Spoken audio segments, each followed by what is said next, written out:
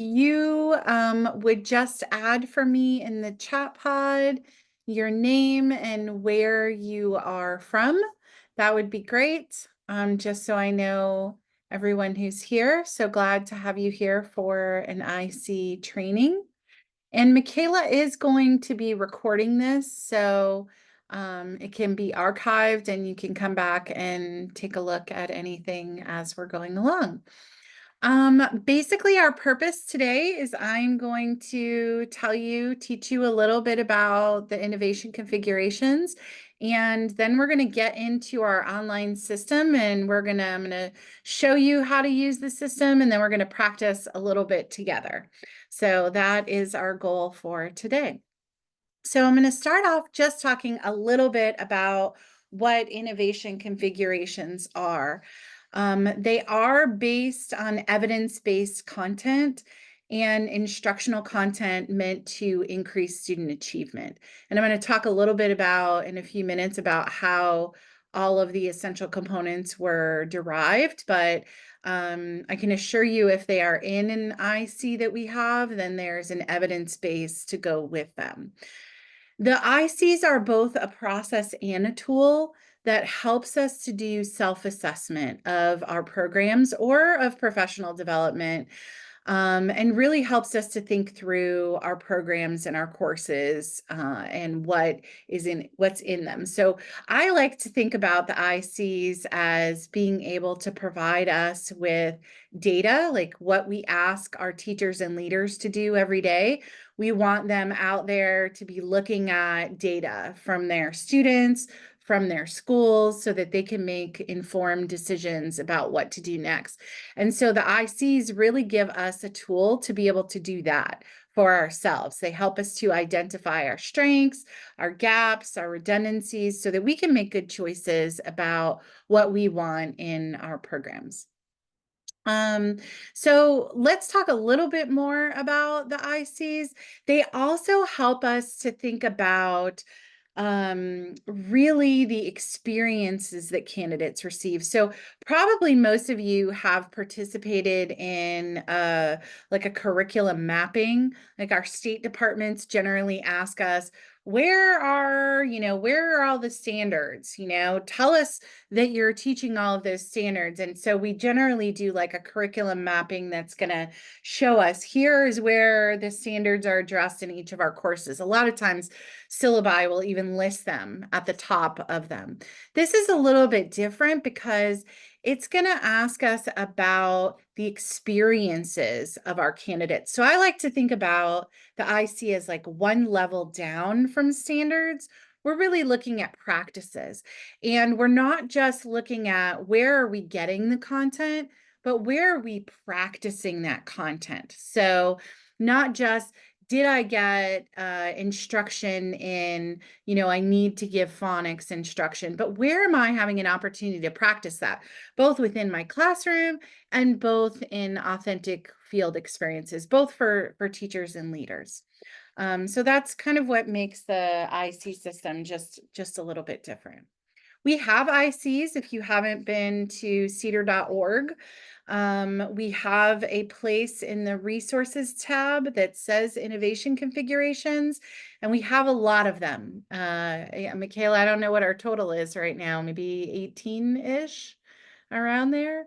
But Michaela just put the link in the chat pod. We have them in all kinds of areas, and we're actually updating the ones. If you click on one and it maybe looks a little bit older, like for example, the ELL IC is almost going to be released because most of the ICs that are about 8 to 10 years old we're updating, and a lot of these have most recently been updated. So the evidence-based reading instruction for 612 is brand new and out. UDL, the technology ones, we've already updated those. So just a heads up that I'm going to be giving you an example in one area, but when you're using the IC system, you could use it in any of these areas. And in fact, we can customize them if there's something specific for your state or EPP. And I'll show you some examples of that. Michaela already put the link in the chat pod, but I noted this earlier and I just want to bring it up one more time because a lot of times the faculty will have questions about, well, how did you generate these practices, Meg? Like how do you know these are the practices for UDL or these are the practices for our students with significant disabilities? Well, we have evidence standards. So the teams that write these ICs and put them together, they have to follow evidence standards. And in all of the ICs, there's an evidence table. So you can go to these evidence tables within an IC. You can see, okay, we have really strong evidence. I'll say if you go to the reading IC, we have a lot of research in reading, right? We know a lot about teaching kids how to read. All of the evidence in the reading IC is going to be tagged as strong because there's really strong research. If you go to the IC on students with significant disabilities, there's not as much research. We don't have all of the quasi-experimental studies because of the populations of students. And so some of that research may be emerging or it may be moderate, but we want you to know as people who are going to be embedding these in your programs, what is the level of evidence that these are selected on? And some of them might be emerging, but whether or not it's an emerging evidence base or not, we have to be able to teach the students who in these particular areas. So we want to provide for you whatever evidence we have is available, but we also want you to know what the background is on those. And each one of these, so we're going to be talking about today the specific practices, but what Michaela put in the link includes the entire paper.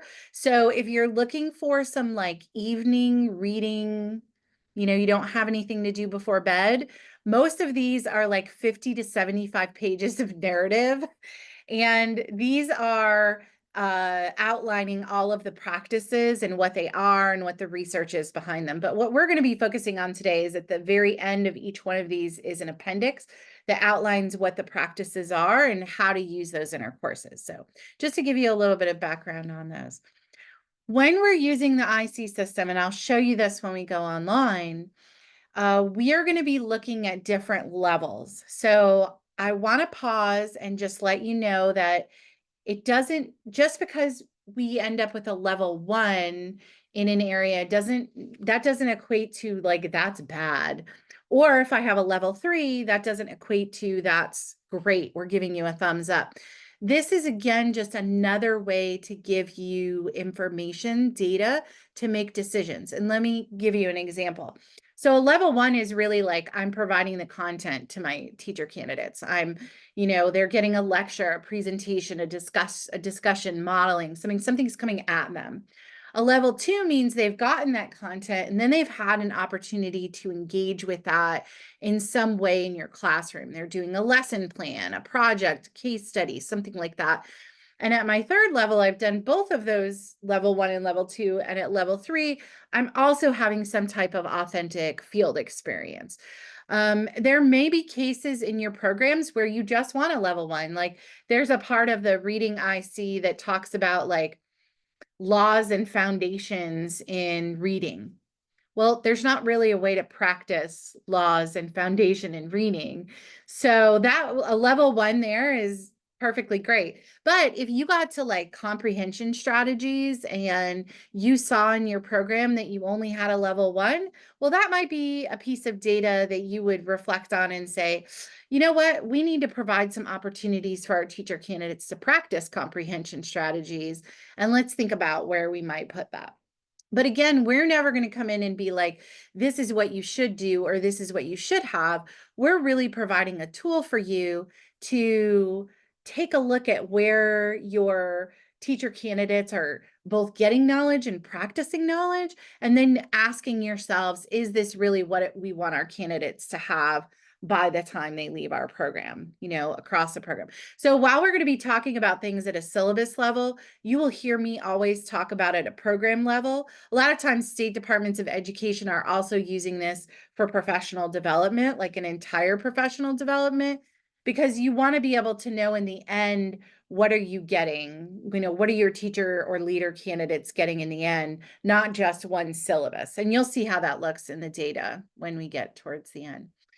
So because you work with us as CEEDAR states, we moved everything in our first, we used to have the paper copies and we moved it to an online system. Why did we do this? You're thinking, well, we did this because faculty are busy, right? Is there anyone here who is not busy and has a lot of free time? That doesn't exist. So it's really hard to get, even in smaller universities, get all the faculty together with all their syllabi to break down all of these things. This system allows faculty from their very own happy individual offices to be able to enter in syllabi into a system. Generally, I would say it takes about 20 to 30 minutes per syllabi, so not that long, and you don't even have to do it in one sitting. And then it creates these reports that we can use for program review and making decisions about programs. So it really helps to facilitate the process for us across faculty. And I will add this. I'm sure at your universities, you do not have any challenging faculty, like no one who's difficult to work with. That's only at my university, but just in case you do, sometimes faculty may be resistant to looking or making changes and things. And I find that using the IC system is really helpful because it takes away like all of the individual part of what I'm doing in my syllabi, and it creates it as a data package. So it's like when I think about kids and I think about kid data, instead of focusing on, Johnny and the behaviors that he may or may not, what are the positives or the gaps, I'm looking at the data about Johnny and helping to make decisions about that data. And so it really helps to kind of get outside of one course and one decision and look at the whole program. And so it just makes things so much easier, just in case you might have faculty that might be challenging. So I'm going to stop there and we are going to go online. I am hoping Michaela checked in with you ahead of time. And I am hoping that you all have access to the NIC. Can you give me a thumbs up if you know how to get into, Michaela put the link in there, cedarnic.org. If you can get into the NIC and are available, like can access it. Can I get a thumbs up? Lori's a thumbs up. Let's see. Zach's a thumbs up. Great. Danny's good, fantastic. Anne is a thumbs down. Michaela, you might have to work with Anne a little bit to make sure she has access. Summer's got it, great, perfect. Fantastic. So I would like for you, I'm going to be sharing my screen, but I'm hoping that you will have my screen kind of on one side and your screen on the other side, because I'm going to model what we're doing, but then I'm going to be giving you a syllabi and I'd like you to practice with me as well.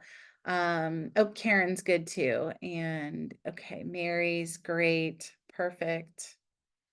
All right, let me share my screen again.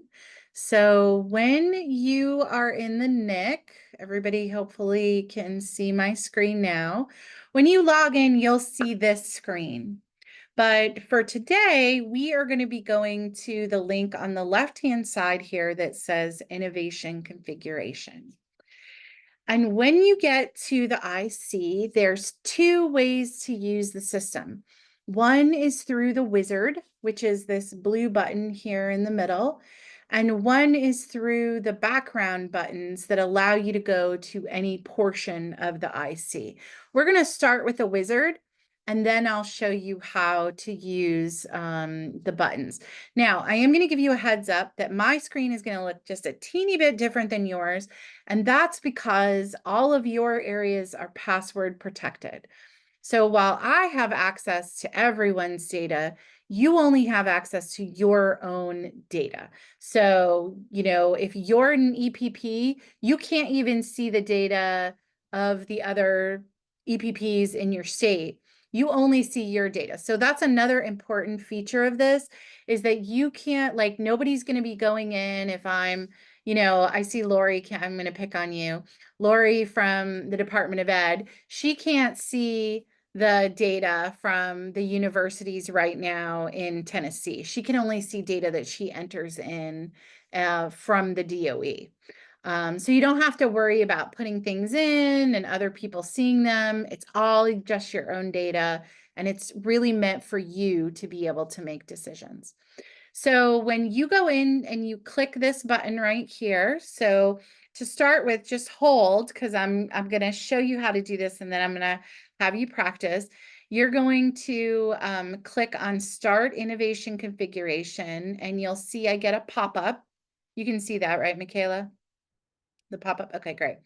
So you're going to see the pop-up. You won't see this part over here because yours will already be in your, oh, I don't want Connecticut. I want to see, I'm going to go to my demo page.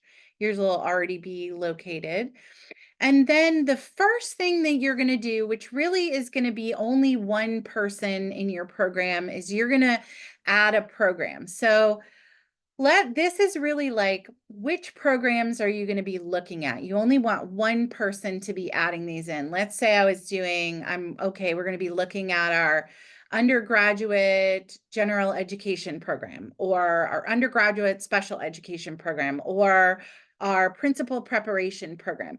You're going to add that program in here. So for the purposes of today, I'm going to call this Meg's Training Undergrad Program. Okay, so I'm going to add my program in here. And once I add that program in here, let me show you what happens when I go back to my main screen. It's here already. That's why only one person needs to add. It's actually this one because there's no activities in here yet. Only one person needs to add that in there. You don't want multiple people to add it in there because it'll kind of mess up your data. So if you're looking at multiple programs, you'd want one person to be adding it in there. So when you'd go in, I'd now then just select my undergrad program. The majority of what you're doing in here is adding a course. So Michaela, do you have the syllabus that you can put in there? Just so you can also see what I'm seeing. And actually, let me stop sharing and reshare so you can see my whole screen. Okay. Okay, now you should see my whole screen. And I have an example syllabus open here.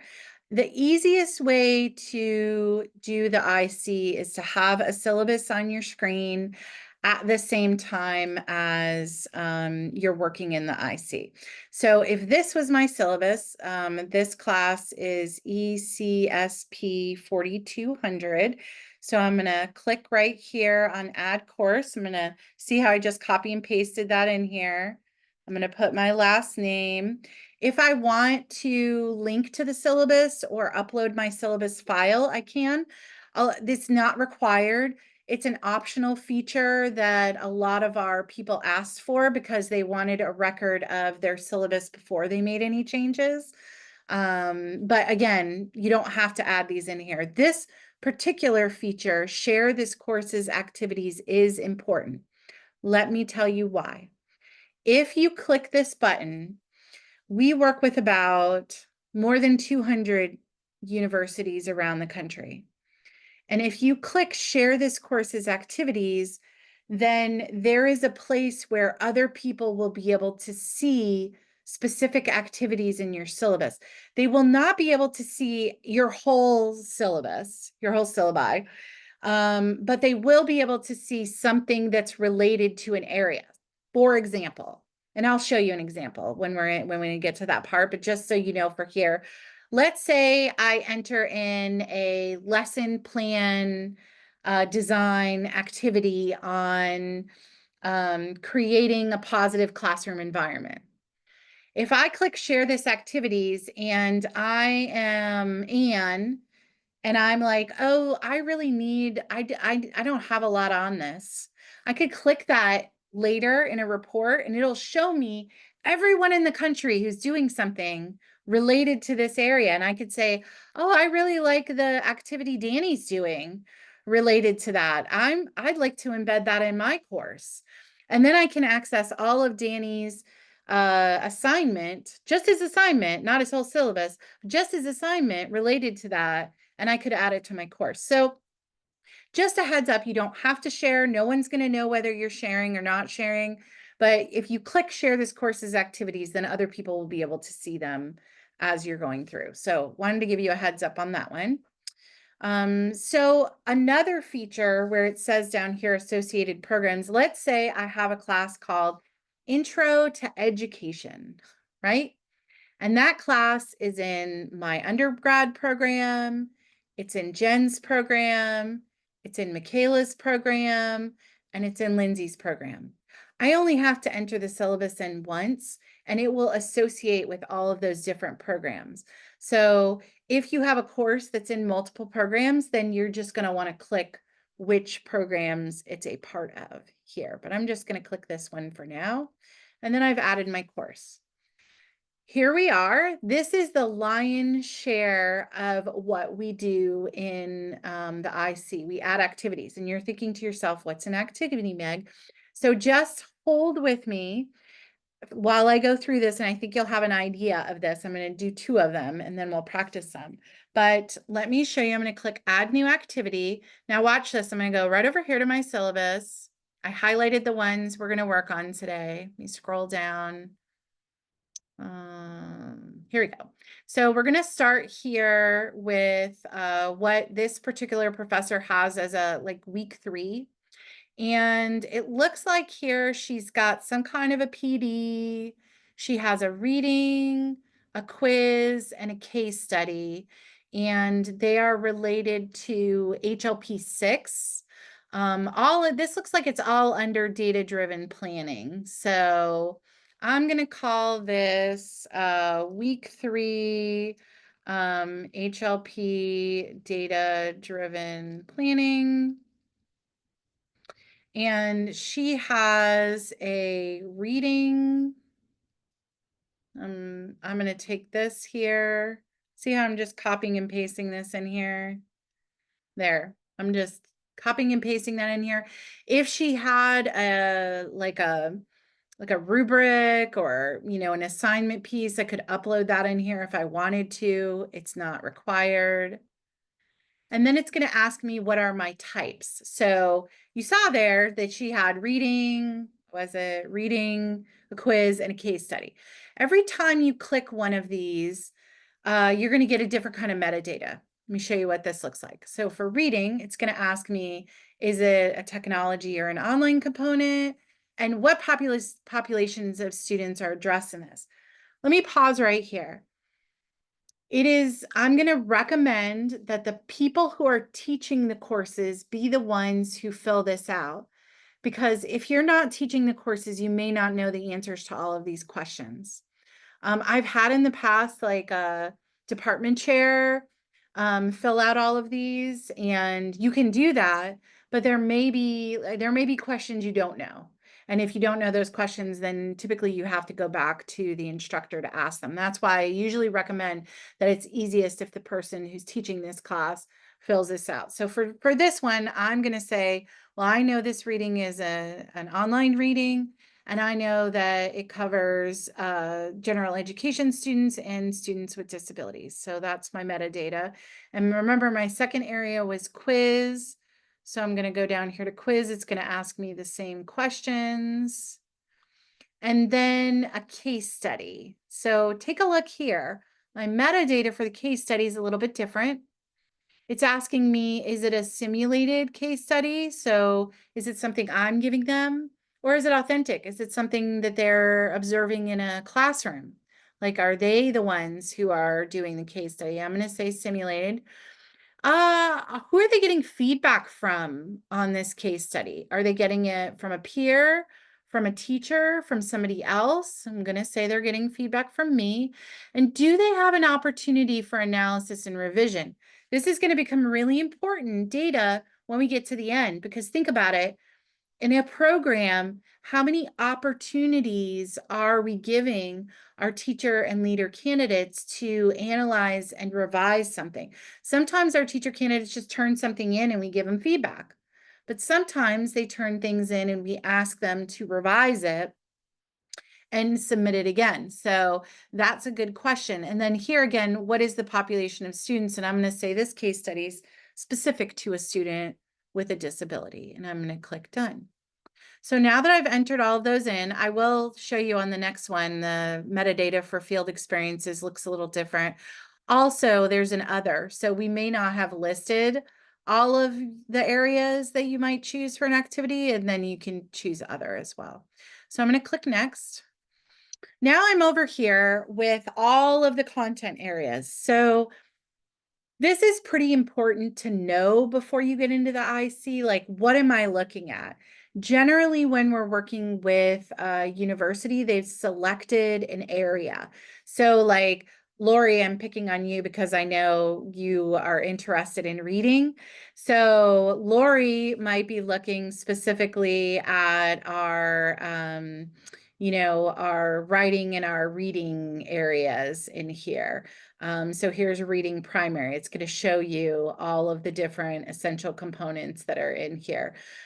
For our purposes today, because as you'll see in this syllabus, we're highlighting high leverage practices. So for this one, I'm going to be clicking on high leverage practices, new and updated. So remember, I'm looking here at HLP 6 and HLP 4 and HLP 11. So I'm going to start here with 6. I'm going to click on 6, and I'm going to ask myself in this activity, which of these areas am I covering? Well, I know that I'm covering all of these in HLP 6. And then I'm going back over here. I have 4 and 11. So remember, they're organized. Here's 4. So I know in 4, we're covering input from students and families. And my other one is 11, which is, I'm going to say, analyzing what students know and translating those goals into lessons. So whatever areas I'm covering from my syllabus, remember I had 6, 4, and 11, I'm going to cover here. And when I'm done, I'm going to go all the way down here and I'm going to hit next. And it's going to give me a little summary of everything that I added in here in my activity. And it's going to ask me at the bottom, do I want to submit or do I want to submit and add another? So I'm going to show you another one and also show you a couple other features before we add in, but just so you'll see, it's taking me a little longer because I'm explaining everything to you, but you'll see how quickly this time, as I'm not explaining, how long it takes me to add in another activity. So here, I'm going to add this other yellow one here. So I have pillar 7. So this looks like week 6, HLP 7. So here, week 6, HLP 7. I'm going to copy and paste my activities in here. Hit next. So you'll see I had a video and a classroom observation and report. So I'm going to go down here and click observation. They only had to observe once. This was authentic. They're not getting any feedback on this. And I'm going to say they observed the whole classroom. And then you'll see here they had a video observation. So I'm going to call that modeling. And then they have a report. So I'm going to come down here and call that a project and activity. And I'm going to say they had these areas and these 2 areas here. Once I have all my metadata in here, I click next. Now I'm back here to high leverage practices. Remember, we're on high leverage practice 7. I'm just going right over to my syllabus. So here we are in 7, and we're going to be covering all of these areas. I am going to note for you here that if you were covering more than one content area, like you were doing high leverage practices and reading, you could do those at the same time. Like, let's say you did instruction and academics, but you also were doing that with, let's say, where's my reading one? It's down here. If I were also doing that with my reading practices, I could say, let's say I did modeling. I could do more than one area at a time. If I had a syllabus with multiple content areas, I could do it both times. Then I'm going to go down to the bottom here. I hit next. And again, here's my summary. And this time I'm like, oh, it's 12:30. I have to go to class. So I can't add another activity right now. I'm going to hit submit and it's going to submit it for me. And again, it'll allow me to add a new activity, or I can click this little button here, this X in the corner, and it'll take me back to my main screen. Okay, before I show you how to do these areas here, I want to stop, see if you have any questions, and then I'm going to have you practice one in your area. Okay, any questions right now? Haven't gotten to like showing you reports or any of those things, just with like entering information. You can unmute. Danny, were you talking? Yes, can you hear me? Yes. All right. Two questions. One may be something that needs to be answered individually, but when I pull up the IC for us for our start, when I press that blue button, start innovation, start IC, it shows Mississippi State instead of USM. Now, I'm assuming I'm not supposed to have access to Mississippi State. You're probably got oriented to the wrong university. So that's Michaela. You I probably, don't mind making changes for them, yeah, right. You could do all the work for them. They probably would I appreciate won't do the work for them. I'll make sure that, we're ahead of them for a second. it. Yeah. But all right, so we won't play on that then since it's not ours. Well, it's actually okay. Michaela can switch you up right now. You'll probably have to log out and log back in. Okay. Michaela, did you hear where he was and where he needs to go? The Or do you, University of Southern Mississippi. yeah, That's where you need to go, right? Say that again? that's where he Well, needs. That's where I'm That's switching right. him. Okay, Yeah. I'll do that right now. All right, Okay. thank you. Second question is, and again, this may be something, the high leverage practices seem to be all nice and organized by HLP 1, 6, and I understand that.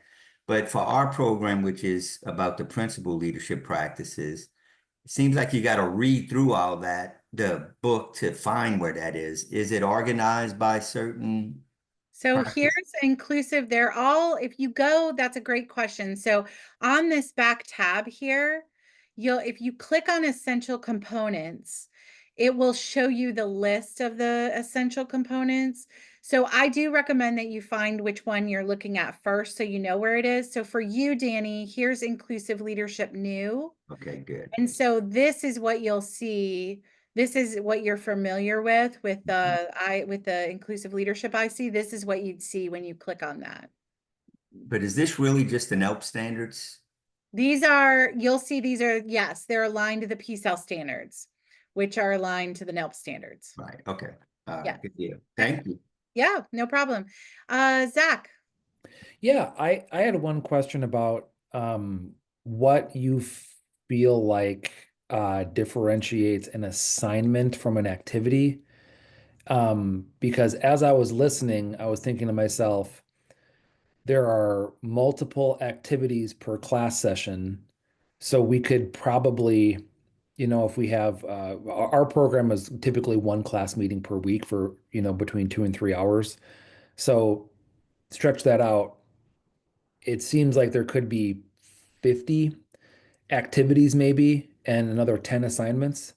So what actually needs to go in here? Is it the assignment really that's tied to a standard, or is it the classroom activity day to day? Yeah, so you all will make that decision about the level of specificity, but I will tell you my recommendation for what is typically the best way to do that. I think that the easiest way to do it is to chunk it by kind of the content that you're covering. A lot of times, like if you're teaching you talked about like one class per week, right? So usually in one class per week, and what's your area, Zach? Ed administration. Okay, administration. So, like, I would say, like, you're teaching an administration class, right? You might this week be focusing on, mission and vision and setting up a classroom school culture, right? Whatever you're doing around a specific content area is how I would chunk it usually. In a 3-hour class, you're probably going to be covering more than one chunk of content. So I'd batch your activities within a content area because that's going to give you the richest data in the end if you can chunk it by that. Like you wouldn't want to put too many things together. You wouldn't want to put like 15 activities, in one area. If I was teaching a traditional class like this class that I'm showing you here, this is a more traditional class. Like, during week 4, they're covering systematically designed instruction, right? But for you, because you're doing really 3 things in one, you're probably doing all these things in one class, but for ed leaders, you wouldn't want to chunk those all together. You'd want to chunk them by the main topic area as you're putting them in. Does that make sense? It does a little more. So then I guess my follow-up question then is each, or I guess maybe in your experiences or the CEDAR folks' experiences, has it been a little easier for every instructor to have their calendar with Yes. activities per week on every So syllabus I'm then? so glad you added that because syllabi range like hugely in their details, right? So sometimes you might have a syllabi that would have all the details that you needed, but you may also need your calendar. If you have like a Canvas or Blackboard, you might need that as well to supplement, to copy and paste things from. So yes, I like a lot of times like courses that are organized online might also be organized by modules, right? Not by weeks. So if you think about it that way, that works as well. So I'm glad you brought that up because it might not just be your syllabus you need. My only caution to you is this. If you are using a calendar or a Blackboard or something like that, if you left the course tomorrow, if you won the big mega lottery and you said, I'm done with teaching, would all of that go to somebody else, right?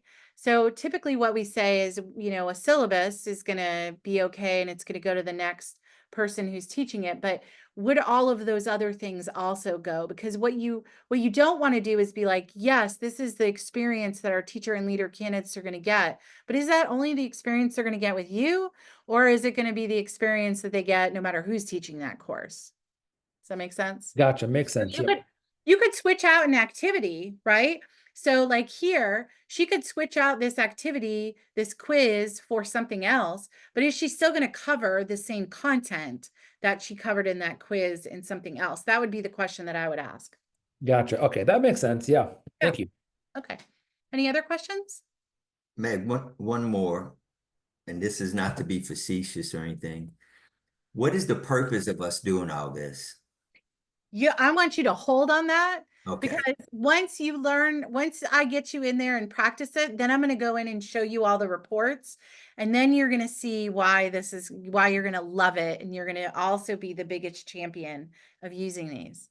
okay, So sounds good. we'll get to that. Just hold with me on that. Okay. All right. So Michaela, did you get Danny all switched out? Okay, great. All right, so now Michaela put the example syllabus in the chat pod. But you can also, if you don't want to use the example syllabus, you can use your own. A lot of times when I'm doing training, I ask people to bring their own syllabi so they can practice. So if you have your own syllabi, you can. But what I'd like you to do is I would like for you to go ahead so you're going to go here under innovation configuration and you are going to click the start button. in your area. Remember, I'm going to also teach you how to delete. So don't worry. You're going to be like, I'm adding in this fake information. I'm going to show you how to delete it all. You're going to go ahead and add in a new program, and you can call it, you know, whatever, like Lori's practice area. Okay. And add in your program. And then you're going to add your course. So same information that we did, add in this course number, which was ECSP 4200, and your name.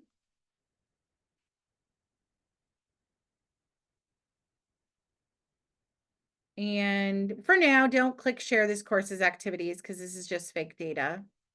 And then click on your program will show up here. Click on your program and click add course. And then go ahead through and add your new activity. So click add new activity, and you're going to be selecting the first green area. So this is going to be, I'm going to call this HLP 16. And I'm going to copy and paste this in here. And I'm going to select next. And then remember, you can put in whatever metadata you want for readings, discussion, and lesson plan does say with partner feedback. So go ahead and add in those 3 areas.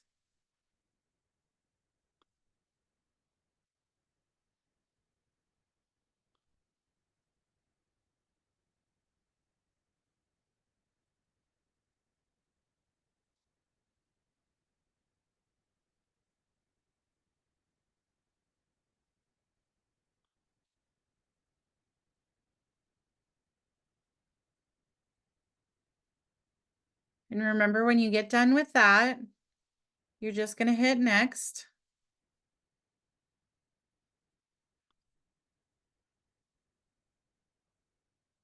And here is where I identify my high leverage practice. So I'm going to click on this, and it has the little pluses there. So I'm going down to 16. And I'm going to select my areas here.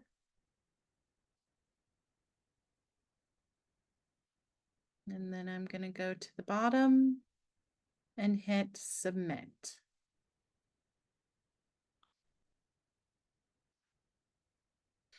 And this is what you should see.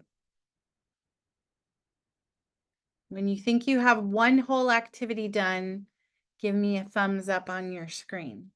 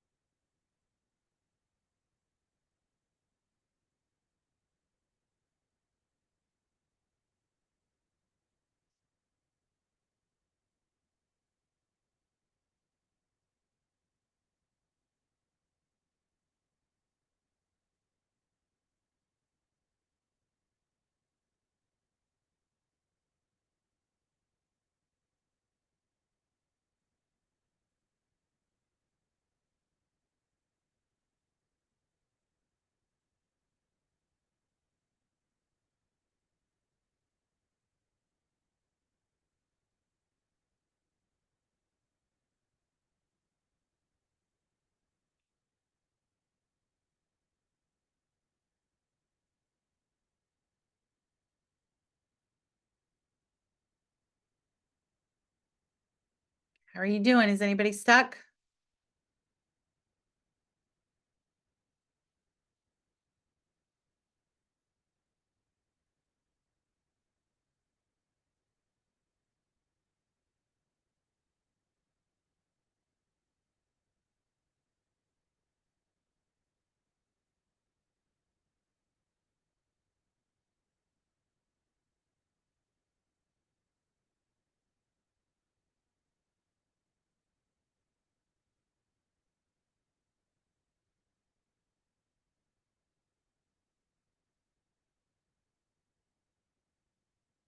All right. Good job, Zach. Do you go by Zach or Zachary? Oh, Zach is fine. Yeah. Okay. Didn't want to be shortening your name and No, no, no, no, no. All good. Yeah. we're all familiar here. Danny, Lori, how you doing? Ann? Ann's good. Okay. Greg, you doing okay over there? You're on, you gotta unmute. You gotta.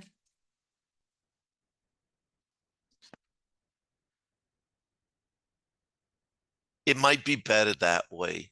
That Oh, I'm trying to catch up. oh, you I joined a entered little late. later. Yes, but I've Gotcha. found where you're at least. Okay, So I'm perfect. making Perfect. Well, progress. we're recording this, so. Okay, good. Danny, Lori, did you guys get one in? Thumbs up. Okay. Okay. So I want you, so I do want to note one thing that when you're doing activities, you can do one activity at a time. You can stop at any point in time here. So watch, I see I click my little button in the corner here. And I can, this is where I'm showing you how to use this back area. You can click on the back area, it'll take you back to the original area. So here, if I click on programs, it shows me all my new programs. If I click on courses, you can try that. You're going to see the course that you just added. If I click on activities, it's going to show me my activities. This is, it's a little different for me because I have all the activities in there. But it'll show you all of the areas. So like right now, hopefully you've clicked out of that. I'd like for you to click on your course, which, what is the name of that course again? So I can find it. ECSP 4200. So here it is. So see how I can come down here? I do want to note this this is I put it under Lori's practice area. So I could click on this course. It's going to take me back to the wizard, but I could also delete it. So I have the power to delete things that I add in, or I can edit it. So let's say, oh gosh, I forgot something in here. It's going to let me edit or delete it. But right now I want to go ahead and practice one more activity. So I'm going to just click on this live link here in the course. And it takes me right back here. It shows me what's in here, and I can click add activity. So let's go in here and add one more activity because I'd like you to have one more practice before I reveal, Danny, why we're doing this ultimately. So go ahead and go through and add one more activity. This one in here, it's just a co-planning assignment under HLP Pillar 1, collaborate with professionals. So go ahead and add in one more activity. And then we'll go in together and delete all the things that you added. So I'm not going to show you how to go through this time. I'm just going to let you do it.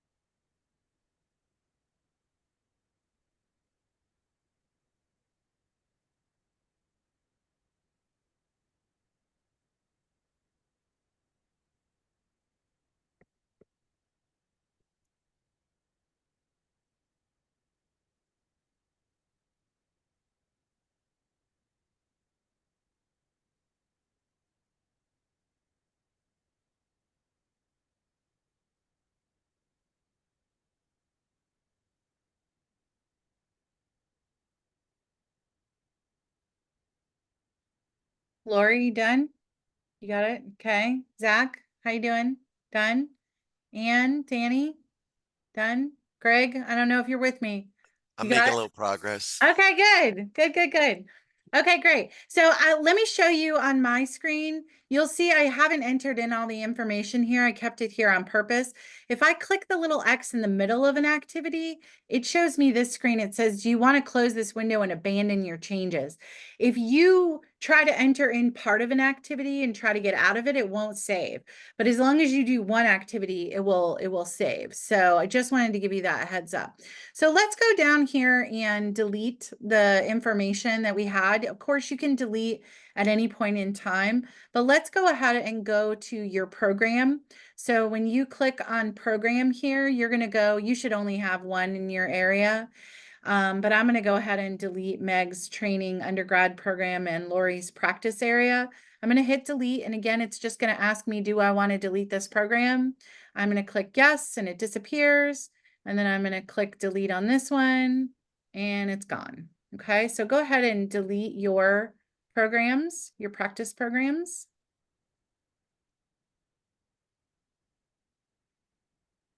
Okay. Alrighty, so you can put your screen away for just a minute, and I'm gonna show you the magic that happens when we enter in information. And I am gonna be showing you some old data from one of my universities in Georgia that has given me permission to show this. So I would never show data without permission. So just wanted to give you a heads up on that.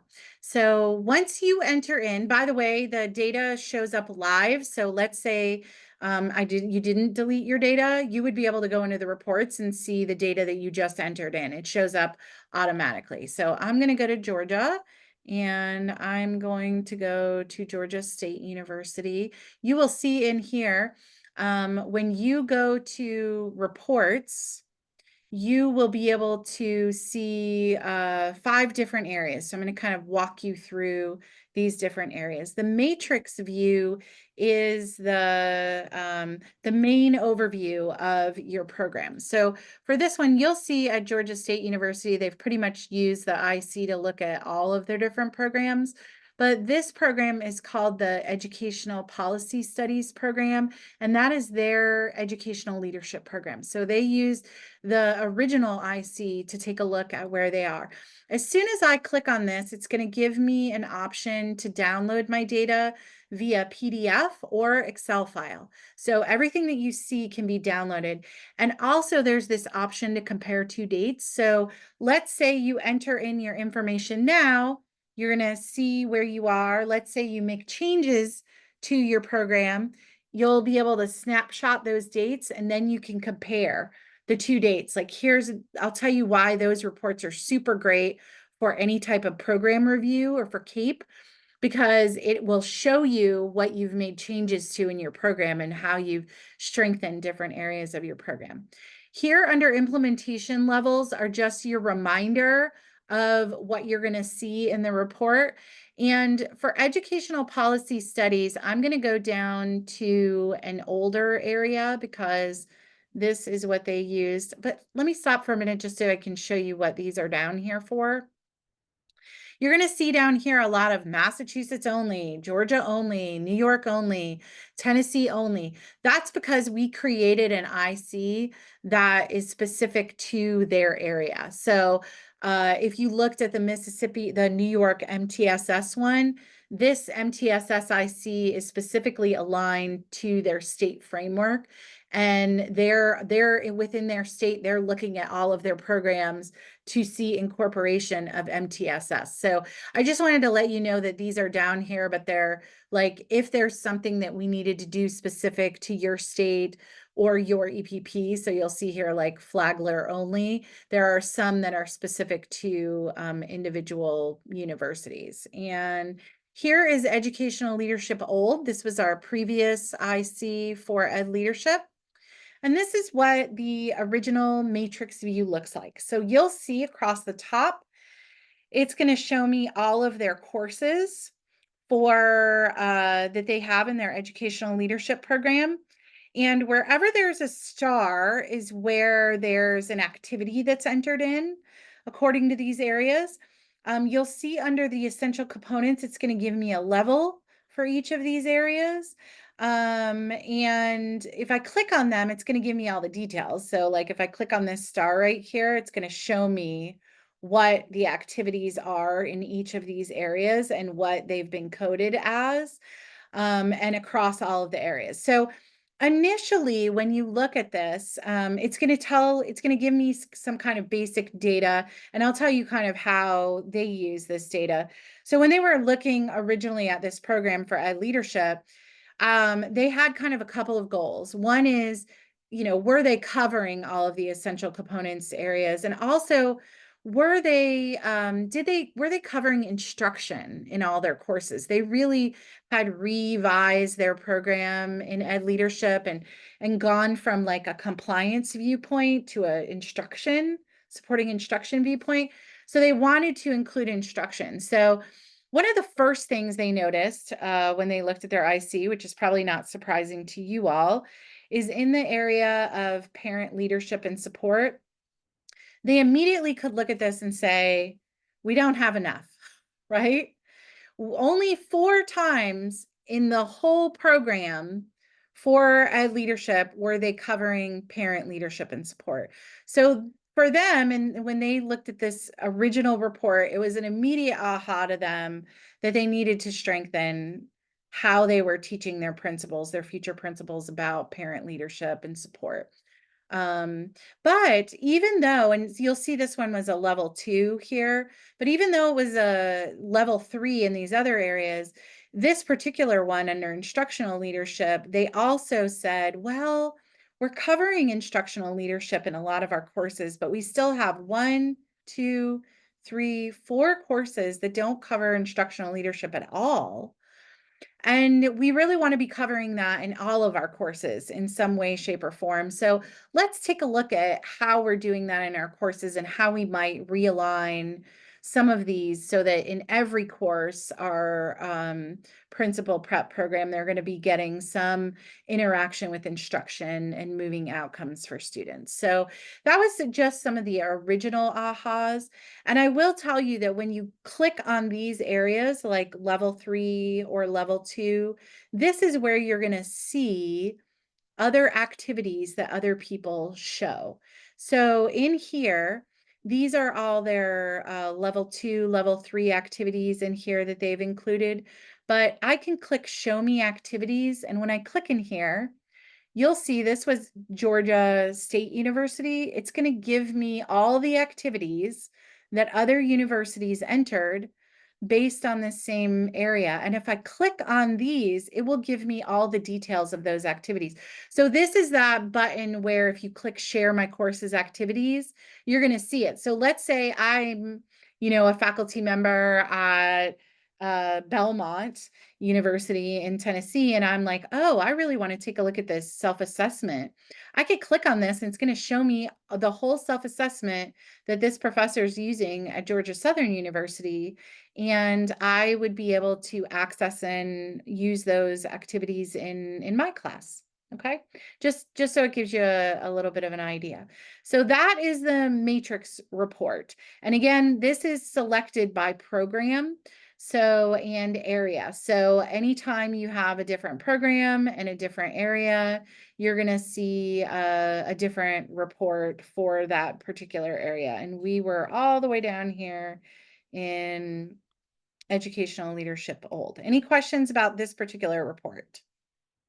That's kind of like our whole view. Yes. Could could you click on one of those activities so we could see what it looks like?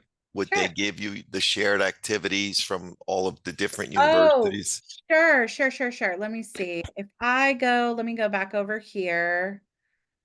It's going to take you into what they actually entered. So like, let's say, so this, see how I open this up? It's going to show me exactly what she entered for this particular area and whatever is covered in there. So it's going to show me all the areas that it covers, and it's going to show me here like all of my metadata. Mhm. But if she had included, so this particular professor didn't include it, if this had like a rubric or a description, like in that area where it would all be here too. She just didn't include all of that in here. So you kind of get whatever people submit. So it might be robust or it might be, Right, robust. right. Yeah. Thank you. Yeah. Good question. All righty. So back over here to reports. So then I'm going to come over here to a program content report. So I'm going to look at similar data. I'm going to go here to our educational policy studies program, and I'm going to go back down here to the ed leadership. And it's going to show me across my program again. Remember, I'm looking across a program, all of that metadata. So this is what's telling me, okay, by the time my future principals leave my program, this is how much access they're getting to different areas. Again, we are not coming in here and telling you this is good or this is not good, but I could tell you some of the ways that people have used this data. So let's say here they're like, okay, we know that our principals are saying that they do not have enough knowledge and practice in working with students with disabilities. Well, I can look at this and I could say, okay, 35 of the 90 activities that they're getting address students with disabilities. Maybe we need to increase that a little bit more. Or maybe I look at this data and I say, you know what? That's about a third of the assignments. We think we're doing a really good job in this area and we're good to go. A lot of times this particular data is really helpful in knowing what experiences you're giving to your candidates, because a lot of times these areas, particularly these two areas, may be a lot lower. Like I've seen people look at their end data and it'll say like students with disabilities, like 5 out of 120. Okay, well, that's an aha for us of we need more assignments that are going to focus on students with disabilities or students that are culturally and linguistically diverse. All of this data down here, a lot of times in here, like what kinds of feedback opportunities are we giving our candidates? Who are they getting feedback from? What does this look like across a program? Again, you're asking yourselves, is this what we want our candidates to have for practice? Is this, are we good with this? Or are there some adjustments we might want to make? And then this is going to break down the data for me in in every specific area. So it's going to show me, okay, maybe we're stronger in instructional leadership, but what happens when I get down here to parent leadership and support? I mean, we're looking really rough in here in parent leadership and support. They really just didn't have a lot in their program. So it's giving them kind of that data to help them to know where they might want to make additional adjustments to their programs. Okay, so this, I also will tell you that you can compare two programs, and I can give you an example of this. Sometimes people want to compare like their gen ed program with their special ed program and their reading instruction. I had a university, I had a location. How many of you have different like locations where you teach programs? So I had one program who was like, okay, we have a campus on the east and a campus on the west, and we think that our students in the east are getting a totally different experience than our campus on the west. So they entered in the east campus program and the west campus program, and you can click compare two programs and it will side by side your results for those programs, which is kind of fun. And when they looked at that report, it was so different. Like the students on the east were getting something completely different than the students on the west. So you can, however you want to mix the data, you can make it work to enter it in to compare those programs. The practice-based opportunities report is a little bit different because this one is looking across different content areas. So let's say I am looking at my undergraduate special education program, and I want to know how many practice opportunities they're getting across different content areas. This is going to let me look at that data, and I don't know what's in this particular data because this is going to be, you'll see this looks a little bit different because they've entered in different content areas. So this would be like not just the instructional ed leadership program. They might have already also entered in culturally responsive pedagogy or classroom and behavior management or UDL. They are going to enter in all those areas, and it's going to provide me the metadata across that entire program. And then I have two more quick things I want to show you. There's a course report. So if I want to look at an individual course, I can select, I don't even know what all of these courses are, but so for this particular course, I'm looking at, an early childhood education course. It's going to show me all of the areas that they looked at. It's going to show me my metadata for a specific course. And then it's going to show me my different activity types. I'll tell you when this is kind of handy. A lot of times I had one university who said, my students are complaining because in every class they're doing a case study, right? Well, I can look across my courses and see the activity types that I'm providing to see if there's variety in those activity types or if every single class has the same types of activities. It just allows you to break down the data by course, not just by program, which is what you're doing in these other three reports. And then my last area is my snapshot, which is kind of important because, again, once you enter in all your initial pieces, you're going to want to snapshot your data. So if you make changes, then you can use this other feature of compare to dates that's going to allow to show me a before and after of what that looks like in a report. So hopefully, Danny, because that's your speed overview, hopefully you'll see how entering in the information then gives you all this really great data that then allows you to make decisions at that level. So remember, when we look at the matrix here, and I'm looking at like this particular educational policy study one, I'm not just looking at that high level area. I'm looking at all of those individual essential components in there. So I'm looking here, like if I click on this, it's going to show me each one of these areas. So like for this one, I'm covering, EDL 2.1, I'm covering that all across here. But for a different area, I might have less areas. I might want to strengthen, redesigning schools for inclusive education and what does systems change look like. So it's a level lower than your general standards level as you're looking at specific data. Okay, I'm going to take a drink of water and see what questions you have.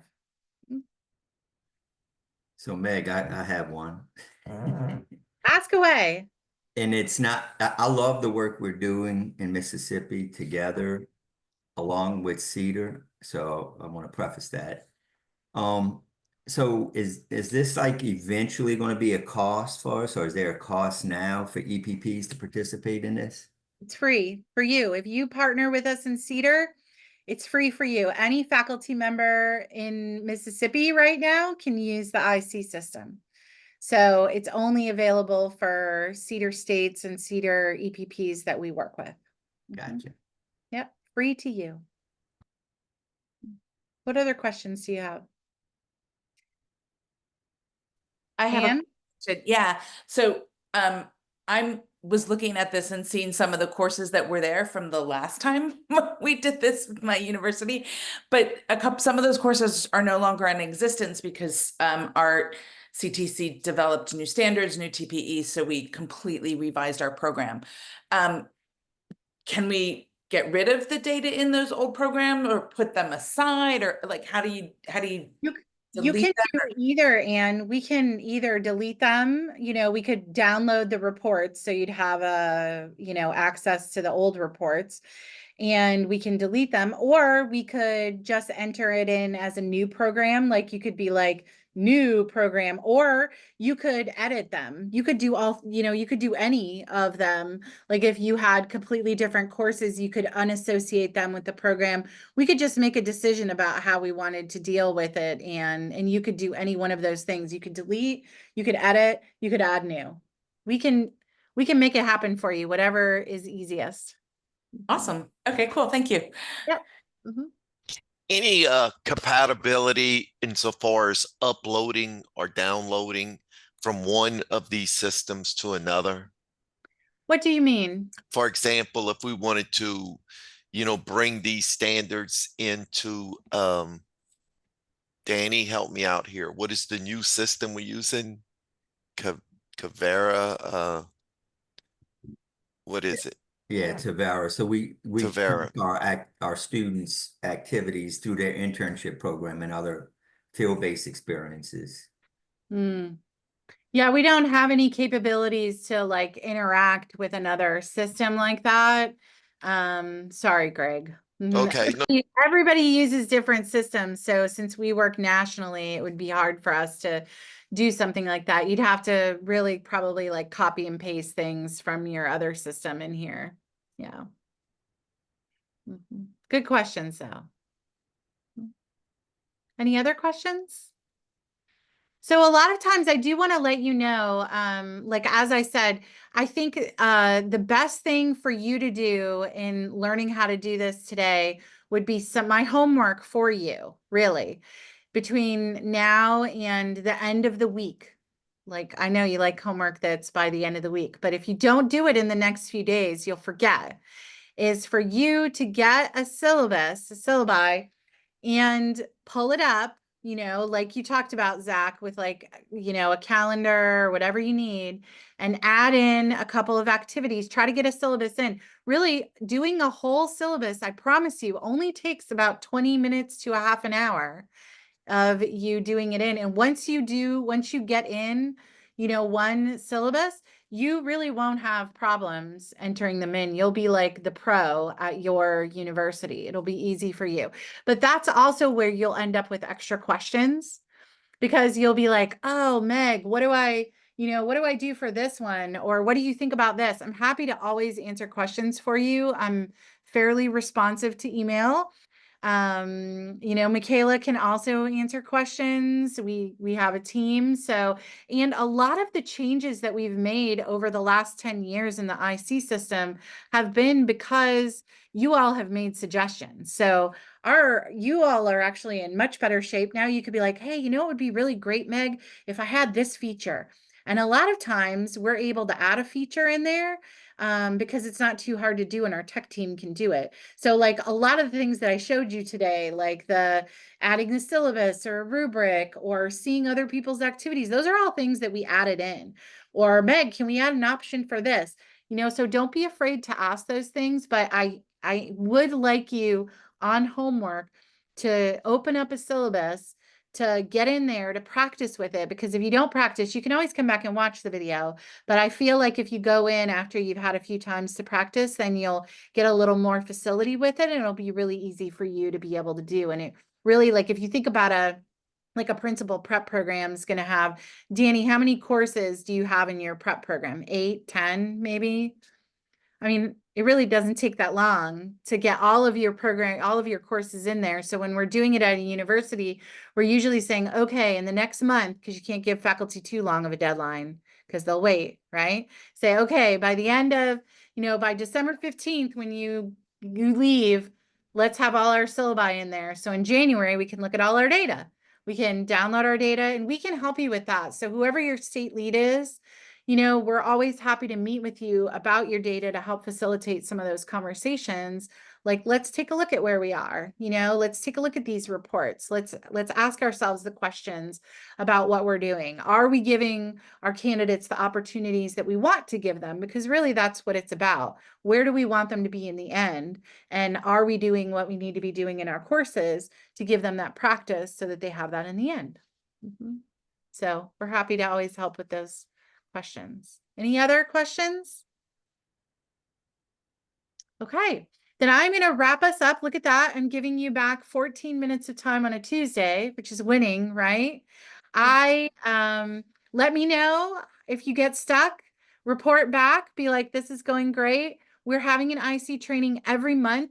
So if you have other faculty who need to come and learn how to use the system, sign up for one. This will be recorded. Michaela, you're going to archive it also on the main page. So you can also send them an archive, but I feel like coming live is usually helpful to actually, you know, following along and practicing things. So send your friends, send your family, send your colleagues. We love to have them all. And don't be afraid to ask questions. Okay. Thanks for joining us today. Thank you, Meg. Thank you. Meg.